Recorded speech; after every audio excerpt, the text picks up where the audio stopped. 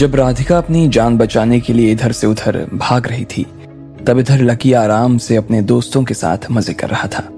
उसे इस बात का अंदाजा ही नहीं था कि राधिका किस मुसीबत में फंस गई थी। और इधर राधिका के पीछे हनी ऐसे लगा हुआ था जैसे भूखे शेर को बोटी मिल गई थी। वो उसे इतना दौड़ा रहा था कि राधिका अपना पेट का दर्द ही एक बार के लिए भूल गई थी। जब सब लोग इस तमाशे को देख रहे थे, तभी पीछे से किसी एक लड़के के चिल्लाने की आवाज आई। उसकी शक्ल देखते ही अनुराग उसके पास जाकर हाथ बांधे खड़ा हो गया। वो लड़का और कोई नहीं बल्कि लकी का छोटा भाई निशांत था। निशांत ने जब देखा कि अनुराग का कुत्ता राधिका को दौड़ा रहा था, तो उसका दिमाग खराब हो गया। निशांत भाई, मैं आपको बता रहा हूं, ऐसे छोटे लोग इतने खराब होते हैं ना कि इन्हें तो जितनी जल्दी हो सके ना उतनी जल्दी धरती छोड़ देना चाहिए। लेकिन तब तक निशांत ने राधिका को देख लिया था और उसने अनुराग के ऊपर बरसते हुए कहा, तेरा बाप होगा छोटा आदमी साले, तू होगा छोटा आदमी, इडियट। और वो सीधा राधिका की दिशा में भाग पड़ा। सब लोग इस तरह से उसे भागता देख सकते में आ गए। उसे समझ नहीं आ रहा था कि अनुराग के होते हुए कोई लड़का हनी से राधिका को कैसे बचा सकता था। लेकिन इधर निशांत की घबराहट की कोई सीमा ही नहीं थी। उसके मन से अभी तक राधिका की वो छवि उतरी नहीं थी जो उसने वहां आइलैंड पर देखी थी। अगर राधिका उसके बड़े भाई की गर्लफ्रेंड नहीं होती तो वो कब का उस लड़की को अपने लिए सबसे छीन चुका होता। जब तक निशांत राधिका की तरफ दौड़ते हुए जाने लगा, तब इधर अलीशा घबरा कर भागते हुए अनुराग के पास आ गई। उसे मालूम नहीं था कि निशांत कौन था, इसलिए जो सब हो रहा था वो भी उसकी समझ से बाहर था। अरे उसे वापस बुलाओ, अनुराग ने अलीशा से चिल्लाते हुए कहा। वो सबके सामने झुक गया था और उसने उसके आगे हाथ जोड़ लिए थे। अनुराग को इस तरह से परेशान होता देख अलीशा की सांसें ऊपर नीचे होने लगी थी और इसलिए वो वहीं से हनी को आवाज देने लगी, हनी, हनी बेबी वापस आ जाओ, हनी, हनी मम्मी के पास वापस आ जाओ।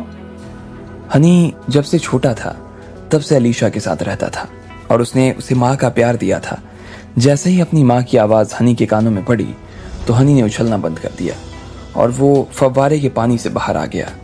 उसके चेहरे पर दूर दूर तक दर्द का कोई निशान नजर नहीं आ रहा था और वो एक सीधे और अबोध बालक की तरह अपनी माँ के पास वापस आ गया। साले कुत्ते! जब हनी धीरे धीरे अलीशा की तरफ जा रहा था तो बीच में निशांत की लात खाता हुआ निकला। उसका बस चलता तो वो हनी के हाथ पैर बांधकर उसे अभी समंदर में फेंक देता, लेकिन उसकी किस्मत तो अच्छी थी कि वो सिर्फ लात खाकर ही बच गया था। पर हनी का गुस्सा भी अभी शांत नहीं हुआ था। वो निशांत को नहीं जानता था और ना ही उसे ये पता था कि हनी के पापा खुद निशांत के आगे हाथ बांधे खड़े थे। इसलिए वो निशांत की तरफ देखकर गुर्राया और फिर उसे काटने के लिए आगे बढ़ने लगा। जैसे ही उसने निशांत के ऊपर कूदने के लिए अपने दोनों पंजे ऊपर लगाए थे, इतने में अलीशा ने खुद पीछे से उसकी पूंछ पकड़ ली, जिस वजह से वो मुंह के बल नीचे गिर गया। वो आगे बढ़ना चाह रहा था और पंजे से जमीन को कुरेद रहा था, लेकिन तब तक अलीशा अपने जिद्दी बेटे पर काबू पा चुकी थी। इधर राधिका, जो कि अभी भी फव्वारे के मुंडेर के किनारे अपना सिर टिकाकर बैठी थी, उसके अंदर बिल्कुल जान नहीं बची थी। उसकी हालत ऐसी हो गई थी जैसे वो 2 रातों से लगातार भागे जा रही थी, किसी जंग से लौटे सिपाही की तरह। वो पानी के बीचों बीच प्यासा महसूस कर रही थी। अब उसे एहसास हो रहा था कि उसका दर्द फिर से बढ़ना शुरू हो गया था और उसके शरीर पर हनी ने यहाँ वहां अपने पंजे से जो घाव दिए थे, वो घाव अब जलना और दुखना शुरू हो गए थे। उसने उन घाव को और अपने आप को साफ करने के लिए पानी में तो डुबो लिया था, लेकिन पानी की वजह से उसकी जलन और बढ़ गई थी। राधिका की सिसकियां और उसकी करहाटे साथ में सुनाई दे रहे थे। इतना बुरा हाल तो उसका तब भी नहीं हुआ जब ज्योति ने उसे तालाब में डुबाया था। राधिका को ऐसा लग रहा था कि जान के नाम पर उसके शरीर में सिर्फ 2-4 सांसें बाकी रह गई थी और वो भी किसी वक्त टूट सकती थी। उसे सांस लेने तक में इतना दर्द हो रहा था कि उसने नाक की बजाय मुंह से सांस लेना शुरू कर दिया। ना सिर्फ उसका शरीर बल्कि उसका मन भी काफी कमजोर महसूस कर रहा था और ना उसे ठीक से दिखाई दे रहा था और ना ही सुनाई। वो बीच बीच में अपनी आंखों को खोलने की कोशिश भी कर रही थी, लेकिन उसकी आंखें आधी से ज्यादा खुल नहीं पा रही थी। उसे बस एक ही चीज का एहसास हो रहा था और वो था दर्द। राधिका इस वक्त सिर्फ यही कामना कर रही थी कि जल्द से जल्द उसे किसी तरह का भी दर्द ना हो, उसे छुटकारा मिल जाए। इसलिए चाहे उसकी जान भी चली जाती तो भी वो उसे मंजूर था। इस तरह से जिंदा रहना उसके लिए नरक में यातना सहने के ही बराबर था। या राधिका जो कि पानी के बीचों बीच खड़ी थी और उठने की हिम्मत नहीं कर रही थी, उसमें अभी भले ही थोड़ी सी जान बाकी थी, लेकिन उसका पूरा हौसला पस्त हो चुका था। भाभी, भाभी! निशांत उसे आवाज लगाने की कोशिश तो कर रहा था, लेकिन राधिका को उसकी कोई आवाज सुनाई नहीं दे रही थी। निशांत तब तक उसके पास जाने के लिए निकल पड़ा। अचानक से राधिका को जोरदार चक्कर आया। एक पल के लिए वहां की सारी चकाचौंध उसकी आंखों के सामने घूम गई और राधिका पानी के अंदर गिर गई। भले ही फव्वारे की गहराई बहुत ज्यादा नहीं थी, लेकिन फिर भी उसमें इतना पानी तो था कि राधिका का चेहरा आराम से डूब जाता।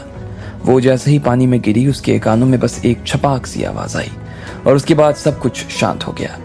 उसे ऐसा लग रहा था जैसे उसके कानों में किसी ने दरवाजा लगा दिया था। राधिका का चेहरा और गर्दन पानी में डूब गए थे और लकी का दिया हुआ वो प्लैटिनम का नेकलेस पानी की सतह पर ऊपर चमकने लगा। पानी की लहरों के साथ वो भी कभी उसके चेहरे पर आ रहा था तो कभी उसके चेहरे से दूर जा रहा था। राधिका की इच्छा तो वही हो रही थी कि वो उस नेकलेस को अपने हाथों से छुए, लेकिन उसके हाथ उसे ये सब करने की इजाजत नहीं दे रहे थे। उसकी आंखें, जो कि बस थोड़ी देर के लिए खुल पा रही थी, वो भी उसी नेकलेस को देखे जा रही थी। उस दिन का दृश्य उसकी आंखों के सामने जिंदा हो गया था, जब लकी ने दुनिया का सबसे प्यारा नेकलेस राधिका के गले में डाल दिया था। उसके लिए तो वो किसी मंगलसूत्र से कम नहीं था। नेकलेस पहनने के बाद राधिका जिस तरह से उसे अपने से चिपकाकर पूरी दुनिया के सामने खड़ी हो गई थी, वो पल राधिका को आज भी याद था। जैसी शर्म उसे उस वक्त महसूस हुई, वैसी ही शर्म उसे आज भी महसूस हो रही थी। इधर जब राधिका पानी में बेसुध पड़ी थी और लकी को याद कर रही थी, तब इधर लकी भी डाइनिंग टेबल पर पैर फैलाकर बदहवास सा बैठा हुआ था। अपनी दोस्त की खुशी में ऐसे शामिल था जैसे सगाई अमित की पक्की ना होकर लकी की पक्की हो गई थी। वो कुर्सी में इतना अंदर तक धंस गया था कि उसे देखकर ऐसा लग रहा था कि वो किसी भी पल नीचे गिर सकता था। उसके अंदर बैठने की रत्ती भर भी हिम्मत नहीं बची थी। उसके चेहरे पर से मुस्कान जाने का तो नाम ही नहीं ले रही थी और सच में अमित के लिए वो बहुत खुश था। इधर राधिका ने भी लकी को याद कर लिया था। अब वो उसे याद करने में अपनी सांसों को चाहकर भी खर्च नहीं कर पा रही थी। उसके मन से पानी से लकी की तस्वीर को धीरे धीरे करके धो दिया था। पानी के अंदर चमकती हुई रोशनी में ये साफ नजर आ रहा था कि राधिका की आंखों की रोशनी अब धीरे धीरे जा रही थी। तुम चिंता मत करो, तुम्हारे साथ जिसने ये किया है ना, वो मेरे हाथ से बचने वाला नहीं है। मैं उसे इतनी आसानी से नहीं जाने दूंगा। मैं हमेशा तुम्हारे साथ रहूंगा राधिका, चाहे अपनी जान चली जाए, लेकिन मैं तुम्हारे साथ हमेशा खड़ा रहूंगा। ठीक है? मैं लकी उर्फ लक्ष्मण लाल अग्रवाल आपसे ये वादा करता हूँ कि मैं कभी राधिका के जिस्म पर एक खरोच नहीं आने दूंगा। आपको इस बात की चिंता करने की कोई जरूरत नहीं है। लकी ने राधिका से जो कुछ कहा था वो धीरे धीरे उसकी यादों से धुंधलाना शुरू हो गया था। उसे ऐसा लग रहा था जैसे वो सारी बातें एक एक करके ऐसे गायब हो रही थी जैसे रात होने पर आसमान से चिड़ियां और उसकी बोली गायब हो जाती है। वो बातें उसके जहन में मरती जा रही थी और उसके मरने के साथ ही राधिका भी मरती जा रही थी। लकी, भले ही तुम वो नहीं कर पाए जिसका उस दिन तुमने मेरी माँ के सामने वादा किया था, पर फिर भी मैं इसके लिए तुम्हें दोष नहीं दूंगी। मुझे माफ कर देना। मैं तुम्हें हमेशा के लिए जाने से पहले बाय भी नहीं बोल पाई। अगर मेरे बस में होता तो मैं अपने आप को रोकने के लिए जान लगा देती, लेकिन मुझे बहुत दर्द हो रहा है लकी, और ये दर्द अब मुझे सहन नहीं हो रहा। ये नामुमकिन सा लग रहा है। मुझे लगता है कि इस जिंदगी में हमारा साथ यहीं तक था। अगर किस्मत में यही लिखा है तो तुम्हारे और मेरे चाहने से कुछ नहीं होने वाला। इसलिए मैं चाह रही हूँ, कोशिश करेंगे कि फिर मिल सके। तब तक अपना ध्यान रखना लकी, अपने आसपास वालों का ध्यान रखना। राधिका ने मन ही मन लकी से यह सब कहा और फिर उसकी आंखें बंद हो गई। उसका शरीर अब भारी होना शुरू हो गया और उसकी नाक में पानी भरना शुरू हो गया। अब वो सच में अपने दर्द से आजाद हो गई थी। भाभी! इधर से निशांत की चिल्लाने की जोरदार आवाज आई। उसकी घबराहट और ज्यादा बढ़ गई थी और वो बस उस फव्वारे की तरफ भागे जा रहा था। निशांत जैसे ही वहां पहुंचा, वो सीधा पानी के अंदर उतर गया और राधिका को उठाकर बाहर लाने लगा। तब तक राधिका का शरीर पानी भर जाने की वजह से भारी हो गया था। भाभी आंखें खोलो, भाभी आंखें खोलो, जल्दी उठो भाभी। निशांत के चेहरे के चारों ओर पसीनों की बूंदें चमकनी शुरू हो गई थी और वो हक्की बक्की नजरों से राधिका को जगाने की पुरजोर कोशिश किए जा रहा था। वो उसके गाल को थपथपाने की कोशिश कर रहा था, लेकिन कोई फायदा नहीं था। वो उसे जमीन पर लेटाकर उसके अंदर से पानी निकालने की कोशिश कर रहा था, लेकिन उसका भी कोई असर नहीं दिख रहा था। राधिका का चेहरा फीका और पीला पड़ गया था और वो जरा भी हिल नहीं पा रही थी। निशांत को डर लगना शुरू हो गया और एम्बुलेंस बुलवाने के लिए वो चिल्लाने लगा, वहां क्या खड़े हो, मेरी मदद करो, इधर आओ, सबके सब इधर आओ। भाभी भाभी आंखें खोलो, मेरी आवाज आ रही है भाभी। निशांत फिर से राधिका के गालों को थपथपाने लगा था। उसकी किस्मत अच्छी थी कि उसे एम्बुलेंस के लिए इंतजार नहीं करना पड़ा। वो एम्बुलेंस जो पहले राधिका को लाने के लिए आया था, वो अभी तक वहां से गया नहीं था। उसका स्टाफ तुरंत स्ट्रेचर लेकर दौड़ा हुआ निशांत की तरफ आया। पीछे पीछे डॉक्टर भी भागा भागा आ रहा था। सब लोगों ने राधिका को सहारा दिया और उसे स्ट्रेचर पर लेटा दिया। निशांत ने उसका सिर पकड़ रखा था और एक नर्स ने उसके पैर स्ट्रेचर पर लेटाकर वो लोग उसे स्टेज की तरफ ले आए थे, जहां थोड़ी सी रोशनी थी। डॉक्टर भी स्ट्रेचर के साथ ही स्टेज के पास पहुंच गया और उसने तुरंत अपना स्टेथोस्कोप निकाला और राधिका की हार्ट बीट देखने लगा। सबकी नजर डॉक्टर के ऊपर टिकी हुई थी। वो सब उसके मुंह के खुलने का इंतजार कर रहे थे। डॉक्टर बड़े ध्यान से अपने स्टेथोस्कोप में कुछ सुनने की कोशिश कर रहा था और प्रार्थना कर रहा था। कुछ देर बाद उसने स्टेथोस्कोप अपने गले से हटाया और निशांत की तरफ देखते हुए बोला, निशांत जी, सर इनकी सांसें अभी चल रही हैं। ये सुनते ही निशांत का मुरझाया हुआ चेहरा एक पल के लिए खिल उठा था। उसकी आंखों में आंसुओं की एक परत नजर आनी शुरू हो चुकी थी। इससे पहले कि वो खबर सुनकर रो पड़ता, वो जोर से चिल्लाया, इन्हें तुरंत हॉस्पिटल ले चलो। आसपास जो भी हॉस्पिटल है वहां पर फोन करो और बोलो कि डॉक्टर्स रेडी रहें, मेरी भाभी आ रही है। भाभी?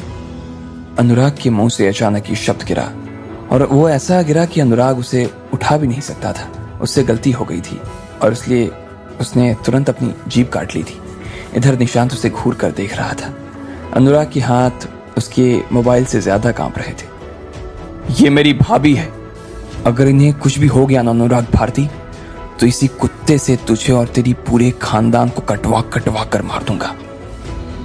निशांत गुस्से में आग बबूला हो गया था। उसके शब्दों ने अनुराग के मन को ऐसा धोया जैसे समंदर के किनारे बने मिट्टी के घरों को एक बड़ी सी पानी की लहर आकर धो देती है। उसने अगले ही पल अपनी उंगलियां फोन पर चलानी शुरू कर दी और अगले ही पल में फोन उसके कान पर लग गया। हेलो हेलो हेलो हेलो, मैं अनुराग भारती बोल रहा हूं। अपने बेस्ट से बेस्ट डॉक्टर्स को रेडी रखिए। अनुराग बात करते हुए थोड़ा दूर चला गया था। इधर निशांत राधिका की तरफ देखे जा रहा था। वो देख पा रहा था कि राधिका की नाक में अभी भी थोड़ी सी हलचल हो रही थी, लेकिन उसे खुद अंदाजा नहीं था कि हलचल कितनी देर तक रहने वाली थी। क्या राधिका बच पाएगी? और क्या होगा जब इसकी खबर लकी के पास जाएगी? आपको क्या लगता है, क्या होंगे इन सभी सवालों के जवाब? कमेंट बॉक्स में कमेंट करके हमें जरूर बताएं और सभी सवालों के जवाब को जानने के लिए सुनते रहिए अनसम्मिलित न्यूज़।